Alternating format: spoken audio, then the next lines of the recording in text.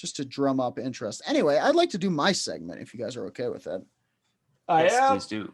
So it is Bigvember. We've talked about Bigfoot sounds. We've talked about types of big feet. We've talked about a lot of things Bigfoot. We had Thanksgiving. Bigfoot is Thanksgiving. We know that for sure. I wanted to talk about in this, our last episode of Bigvember. I'm tearing up a little bit. Yeah. I'm tearing up. It'll come back next year, bigger and better, stronger than ever. The 10 most convincing Bigfoot sightings. This is the evidence that we have. This is from outsideonline.com. So you know they ain't coming with that bullshit. Yes. Text by Lauren Kent. So, number 1. Hold up. Patterson. Gimli. 1, no, it's yes. Gimli's film. It's a slightly to the left angle.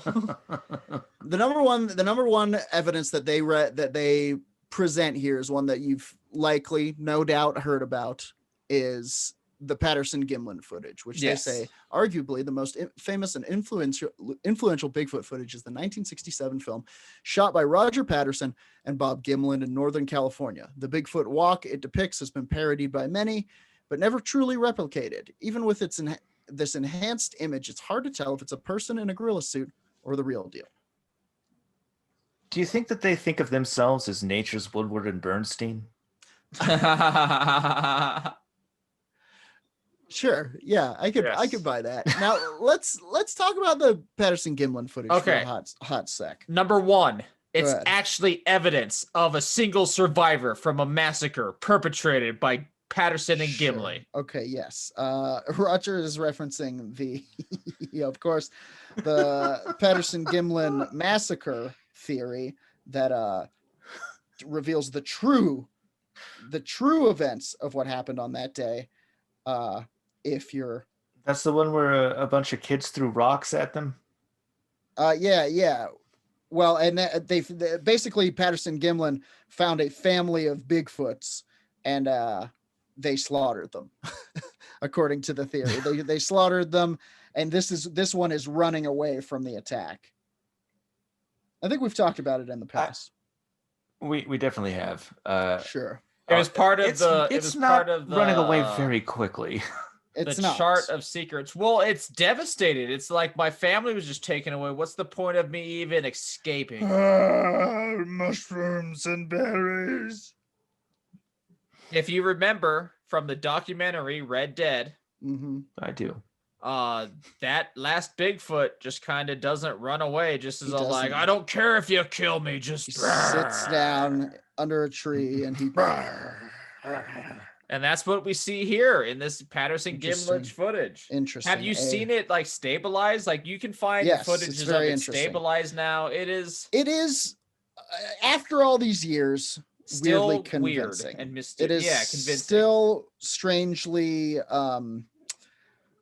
but I don't know. There's something magnetic about it. It's been disproven by many people, but the problem is proven by many as well. Well, the thing is, when one person comes out and says, I was the guy in the Bigfoot suit, and then another person goes, so was I, then you got to be like, all right, well, somebody's lying. But Patterson Gimlin footage, well known. Or if you haven't seen it, it's like a jokey horse costume. Requires 2 people to play the Bigfoot. Next out, or like 5 toddlers. True. In a Bigfoot overcoat. Next up, they reference a photo that was taken in the Marble Mountain Wilderness when leader Jim Mills noticed a strange-looking creature skulking along a ridge nearby. He filmed it for nearly 7 minutes, making a somewhat grainy footage. The longest video of an alleged Bigfoot. This one's a little difficult because the Bigfoot itself, alleged Bigfoot, I should say, looks like a guy. It looks like a guy, and I know that like Bigfoot is supposed to look like a guy. Yeah, he's just like me and you. He's just a little bit bigger, a little bit hairier. He's just like us. He falls asleep watching Frasier every night too. Hell yeah, he does. He loves that dog. It's the only reason he watches the show. He loves that dog. Loves that dog. Who doesn't? Eddie? Come on, forget about it. Anyway, Next up, they reference the, of course, very famous footage, or the very famous photograph of an alleged Yeti footprint. This was taken by British explorer Earl Shipton in 1951 while he was trekking through the Himalayas, alleging that the footprint belonged to a Yeti. In 2014, Christie's auction house in London capitalized on the worldwide interest in Bigfoot and sold the original photo for nearly $5,000. Damn, I could have owned that. I could have too. Yep, you could have. Interesting. This one is very interesting because it is one of the more footprint-like footprints you'll ever see. It looks like it has it looks like it's not just a flat bottom, you know, there are depressions and ridges. There's a space between the big toe and the middle toe, which denotes a really wide set foot for carrying something of a very large or heavy carriage, stout carriage. You know, anthropologically speaking, it checks out. And you can even see in the bottom left there, they did another little footprint of the size of a human footprint next to it. You guys can't see it on the podcast, which is my bad. I'm good at radio. Anyway, I mean, next you up, can drop it in for our Zoom people for sure. Oh, the Zoom people would, you know who would love this? The Zoom room people. Zoomsters. The Zoom room. Check it And out. jump on board, join the Dark Council, get in this Zoom room, and you can see all the cool stuff we look at during a recording too. As we're doing it. Next up is the so-called Independence Day film. I guys heard of this don't know one? of You seen this this? one. Is it starring Will I've only seen Smith the and Randy sequel. Quaid? No, this is a remarkably clear video shows an alleged adult Bigfoot walking through the woods with a cub in tow. The filmmaker and exact location are unknown, but many skeptics claim there is a telling visible seam of a gorilla suit. Now, my question is that what we're calling Bigfoot babies? Cubs? Oh, Oops. yeah, good question. I think you just call them foots, As opposed to right? like little feet or just, No, yeah, because normal Little foot? Feet is reserved for that adorable dinosaur. Sure, exactly. I would never. But, and also if they have big feet when So they're adults, it means they I would think just it's have regular Regfoot. feet. Regfoot. Perfect. Regfoot. Yeah, because So- their feet are just our size, you know, a size 12. There's nothing unusual about that. Truth. That's a normal, that child Bigfoot could fit into a regular pair of, you know, Chuck Taylors. Yes, very much so. Yeah, I do see though where it might be just a suit. Like it's too grainy to really tell the difference, to like make a good claim. It is very grainy, and it's also boy, I don't know. It's tough because it kind of does move like an ape. It's honestly, and I guess, you know, people are apes, so that's that. Yeah. Well, and also like if you're that committed to the Mhm. bit, like what really is the difference between you and a real Bigfoot? Truth. I don't know. That's an interesting one. Go check out the Independence Day footage and tell yeah, us it's what you new to think. me. It is fascinating though. Mhm. Here's another one. In October 2012, a group of siblings hiking in Provo Canyon thought they spotted a bear in the woods and started filming. When the creature stood up on two legs, the hikers ran, abruptly ending the shaky video. A Yeah, year I know this later, one. the siblings launched a Kickstarter campaign to investigate other Utah Bigfoot sightings. Yeah, it would have been great if you would have just filmed the Bigfoot when it stood up, you freak. No, I've seen this footage. So like it looks like a bear and they're like, look at this. It's so like they're capturing the beauty of this from a safe distance. And then it turns out its back isn't to it. It's facing it and then it stands up and like almost moves towards it. Like it's one of the Bigfoot videos that I've seen that have made me like scream in fear as I watched it. Interesting. I I'm suggest watching it right everyone now. watch it.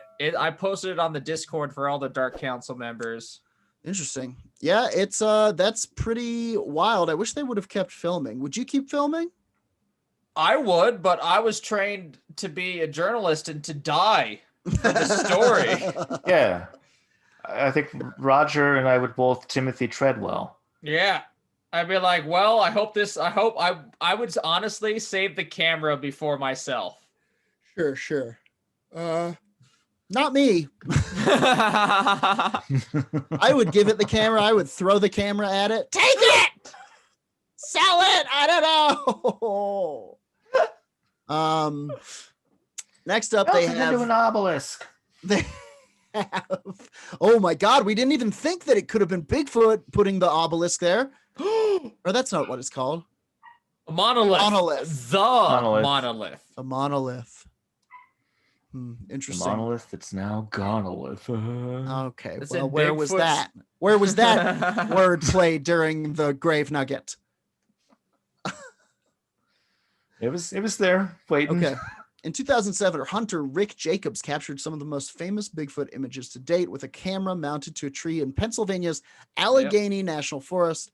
His camera also captured clear photos of bear cubs, offering evidence that the unidentified animal was not ursine, but skeptics believe the animal is just a bear sick with mange. I sort of buy that too. Yeah, I've seen that before. It does just appear to be a sickly animal. Sorry, Sickle Rick bear. Jacobs, you Nice failed the try. werewolf radar test. Nice try, Rick Jacobs. Sorry, Rick. Try again. Are we now the Bechdel for paranormal Yes. evidence? Yes, precisely. But only once in a while when we remember. Does this movie pass the Bigfoot test? Do two Bigfoots have a conversation about something other than a Bigfoot hunter? Let's see. Locals in Johnstown, Pennsylvania were baffled by a footprint measuring 17.75 inches found near a residential home in 1980.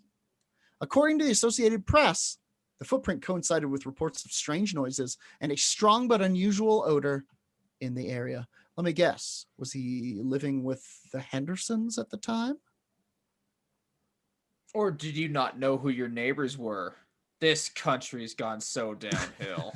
Oh no, I There's think a that's right. He just Famous 80s Bigfoot movie, Harry and the Hendersons, Oh, my bad. where he gets loose on a a residential kind of suburban area. Could you imagine the trouble he got into? I like though that this man who took the photo was Mhm. smart enough to throw down something as a reference. Sure, fair enough. In 1994, former U.S. Forest Patrolman Paul Freeman claimed he saw a family of Bigfoots in Washington's Blue Mountains. The video is shaky and grainy, but has been deemed the real deal by so styled Bigfoot experts. I don't see much here. I see a black figure in a sea of green. But listen, he was a U.S. Forest Patrolman. You know, that's that mean real title. The That's dudes who take mushrooms 6 months out of the year and just walk the forest. that real thing you can be. That guy in the woods with a gun on his hip who's supposedly here to stop tree crimes. I don't know. Okay. Next up, Mississippi resident Josh Highcliffe captured video footage of this potential Bigfoot while hunting on his property in 2013. So this is the video. I It's called believe maybe it was a low cliff. It's called the Mississippi Highcliffe video. Afraid to go back in the woods, he posted the footage to YouTube, asking for help to identify the animal or for a prankster to come forward. See, this one as well. It's a little bit weird. It's a little bit weird, you might say. Could There's it be any prankster? this guy is in Like some a guy pranking his wife with a Bigfoot hunt? I mean, this guy is in some maybe. deep Mississippi kind of mangrove here. It follows kind of a similar trajectory as the previous video where you see the stooped figure. If you look closely, you can see it kind of swaying. And after about 3 to 4 minutes, it stands up, which seems to be kind of a marker of the Bigfoot, is that it will stay so still for so long, you know? And then I think make itself larger to try and scare you. Yeah, and it worked on this guy. This guy's frightened and runs away. Anyway,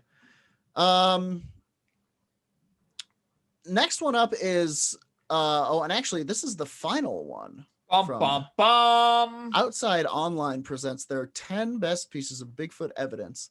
This is in reference to a story that I think covered in 2012. A hiker was walking through the Utah hills near Provo Canyon in 2012 when he spotted a large animal in the woods. As he approached, the animal stood up on two legs and started throwing rocks at him. Yep. The video is called the Provo Canyon Thrower, and you can watch that for yourself. But somebody recently asked me what I think the best piece of Bigfoot evidence is. And honestly, to date, I think the best evidence is all kind of Yeti based. Although I will say that this Provo Canyon Yeti Bigfoot thrower footage is rather interesting. But There's that something Yeti in Provo Canyon. That Yeti, yeah, exactly. It's also a repeated encounter. That Yeti footprint. Oh yeah, the Provo Canyon thrower video is interesting to say. There's also that evidence that Josh Gates of at the time Destination Truth found of the Yeti. That was legitimate, unknown cryptid or bipedal creature. Mm-hmm. They Destination Truth legit had some really good stuff. I've told you before that I think the most convincing evidence of the paranormal is the video they took in Aokigahara of that black shape that kind of sinks into the forest floor. Yep. That is the suicide That's forest insane. for those who don't know. Yeah. Pretty well. There's also the time they had their cameraman thrown in a Romanian magic circle. Yes, but that is not this segment. This is the final segment in Bigvember, for me at least. Yes. Called Bigfoot's new joint, which is about him dropping videos. So that does it for Bigvember. I am ready if you guys are ready to announce. I don't think I've even told you guys. You haven't. What I've decided December is. What is December? December is ghosts. Oh, that's what I was thinking too. December is ghosts, baby. Christmas ghosts, Scrooge, Ghost of Christmas Future, etc. December is ghosts. December is ghosts. A real scaroling, if you will. Ghost caroling. There'll be spooky ghost stories and tales of the glory. They used to tell ghost stories at Christmas. It was a thing. And we can bring that back. I'm getting back into it. All right. Get ready for let's call it Boocember. Boocember. To get us there in a little segue, I have some Pingo comments and suggestions to go over. Ooh, from Royal A. Wood III. Royal Wood, love that dude. What's stronger, a werewolf bitten by a vampire or the baby of a werewolf and a vampire? So I would think that the child of a werewolf and a vampire, you're possibly getting into a situation where, you know, all of the strengths, none of the weaknesses, kind of a Blade, kind of a whatever his name is from Underworld hybrid. I think if a werewolf bites a vampire, the vampiric curse takes over, takes care of it, heals up that bite. I think if a vampire bites a werewolf, the werewolf curse takes over, heals up that bite. I think the only way that you can get one of these mega bat wolves, if you will, is through straight up old school monster boot knocking. Yes. And it would, of course, be more powerful. You know, a werewolf that's been bitten by a vampire is just a werewolf. That's just an anemic werewolf. I fear, though, what if it's all of the weaknesses, none of the strengths? What if you have? I'm not a very good werewolf. I get a sunburn when I go out under the moon. I can't go in the sun either because my father was a vampire. I get splinters, something terrible, always near my heart.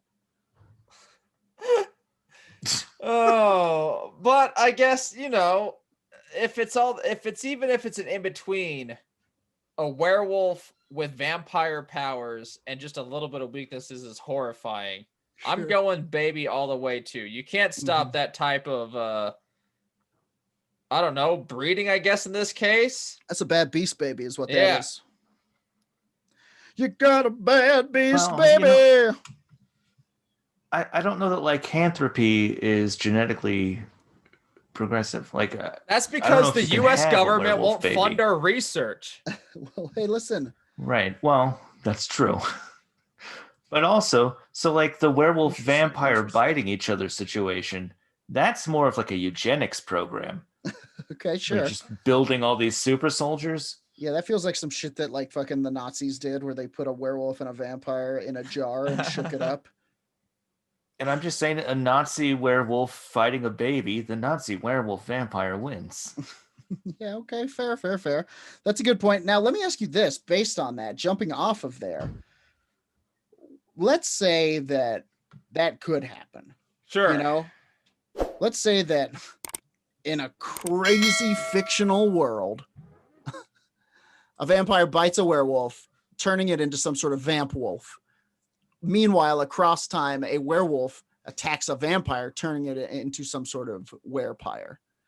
Which wins, the vamp wolf or the werepire? Well, I'm going werepire. I don't know why. Werepire, yeah. Interesting. Werepire. I'm going vamp wolf. I think the vamp wolf has been a werewolf longer, and the werewolf is the more dangerous creature. And throw vampire powers on top of that, that's just a cherry on top, you know. A vampire is not going to know what to do with his bestial nature. He's going to have to tame that beast. But a vampire can already turn into a bunch of different shit. I'm like going this. for just total war. Like my creature, I don't care if it kills everyone in the stadium. As long as he wins, I'm happy he won. Okay, there you have it. So you're going with stadium bombing vamp wolf. Werepire, yeah. By any means necessary. And now, from Dark Council member Audric, we have. He asked the question. Where is it? Are there any turkey-based cryptids? You know, that's a good question, actually. There is definitely a killer turkey movie. I found more. It's Okay. it's very not good. There's also the Moa, which is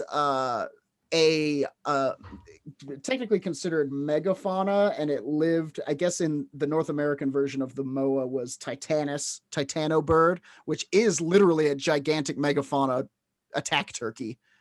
But then there's the Moa in Australia, which people claim to still see from time to time, which would basically be a velociraptor. And it would kill you so hard. So we did a lot of research, as you know. We found as many turkeys as we could. And then today, right before we recorded, I found the tale of the monstrous turkey that stalks Detroit neighborhood. What? Yeah, there is one. Okay. And it is from huntertradertrapper.com. Yep. Written by, I guess, the person who runs this website. Sure. God. And it goes on as follows. One of the worst films ever made is a slasher called Thanksgiving. Yes, that's what I'm talking about, the turkey bird. Satanic jive talking turkey monster who kills teenagers due to an Indian curse. The film is best known. Jive? The film is best known for its opening sequence, a nipple, which turns out to belong to a topless pilgrim played by former porn actress and current escort Wanda Lust. Oh, God. She is killed by the jive turkey with an axe, of course. Nice. One would think this terrible movie was based on an actual turkey, the way the Detroit Free Press was dealing with a story about a Detroit woman named Edna Geisler, who was being journalism. terrorized. 100%. You would think that was based on a real story.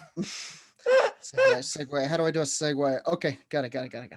Here's this bad movie I saw about a turkey in the 70s. Remember movies? Well, here one now. So here is the article. A neighbor has stalked Edna Geisler for 2 months. He lurks in front of her yard, screeching at her constantly, even jumping out occasionally and attacking her when she dares to wander outside alone. I'm afraid to go out of my house, said Geisler, age He's 69. gonna nibble my giblets. I have to go to the post office at 6 o'clock in the morning to avoid him. I'm all out of cranberry sauce. When she returned home with groceries recently, Geisler couldn't get in her front door. Okay, like, I'm sorry, but like this is obviously very tragic. An old lady is being bedeviled by a turkey. Yes, But bedeviled by a turkey. If you're fighting a turkey at any point in your life, your voice sounds like, oh no. Her stalker is a large, mature Tom turkey who believes her stalker is a large, mature Tom turkey who believes Geisler's front yard in Commerce Township is his. Geisler said she calls him Godzilla. Each day, about 7 a.m., he wanders turkey in. Towering over her? Turkeys are huge, man. Some turkeys are fucking huge. And they get bigger when they're mad. Each day, about 7 a.m., he wanders in, coming from nearby woods on state land behind Geisler's home, where a flock of wild turkeys live. Usually, he returns to the woods about 7 p.m. Fucker. And by the way, this turkey reportedly is 30 pounds. Yeah, it's a whopper. Yeah.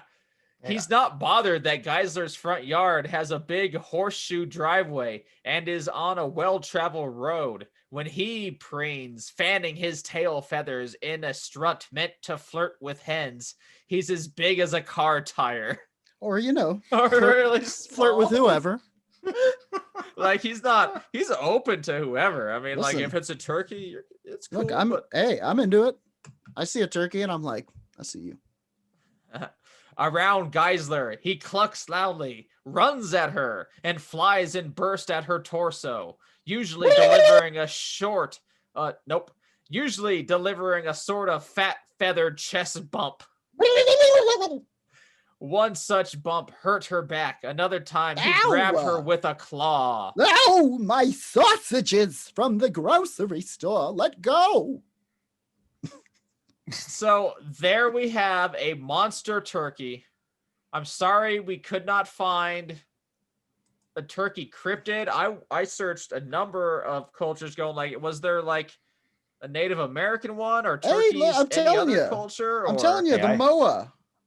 The moa is the closest. I watched a turkey fight an eagle. And